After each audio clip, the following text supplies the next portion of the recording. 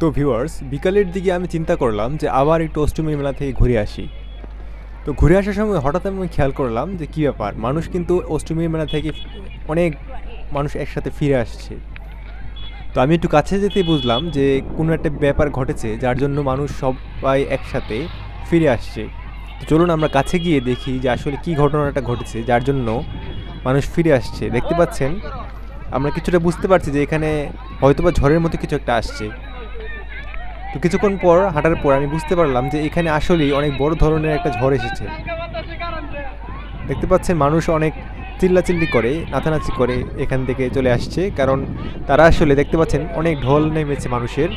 অনেক মানুষ কিন্তু একসাথে এই মেলার মধ্যে অংশ নিয়েছিল, কিন্তু অবশেষে বিকালের দিকে তারা আর ঝড়টাকে কুলাতে পারলো না। সবাই মিলে এখন হাসি মুখে হাসতে হাসতে মেলা থেকে চলে আসছে।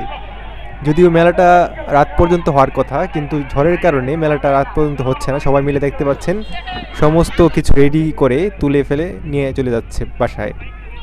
এখানে কিন্তু দূর দূরান্ত থেকে অনেক ধরনের লোক চলে এসেছিলেন মেলাটা দেখার জন্য, কিন্তু তারা শেষ পর্যন্ত মেলাটিকে দেখতে পারলো না, কারণ যেহেতু মেলার মধ্যে মাঝ রাস্তাতেই ঝড় শুরু হয়ে গেল।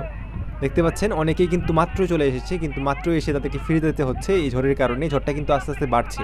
আপনাদেরকে আমি থার্ড পার্টের মধ্যে দেখাবো যে কীভাবে এই ঝড়টা প্রচণ্ড বেশি পরিমাণে বেড়ে গেল এবং বাড়ার পর সকলের কী অবস্থা হলো এবং সবাই কীভাবে দৌড় দিল একসাথে।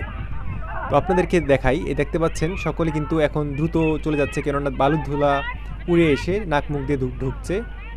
সবাই একসাথে যাওয়ার চেষ্টা করছে, কিন্তু ভিড়ের কারণে পারছে না। তো যাই হোক, আজকে এই ছিল মেলার অবস্থা। থার্ড পার্টের জন্য ওয়েট করুন। ভালো লাগলে ভিডিওটি সাবস্ক্রাইব করবেন এবং কমেন্ট করে জানাবেন কেমন লাগলো ভিডিওটি। আমরা রেগুলার এই ধরনের ভিডিও দিয়ে থাকি। তাই সকলে ভালো থাকবেন। আল্লাহ হাফেজ।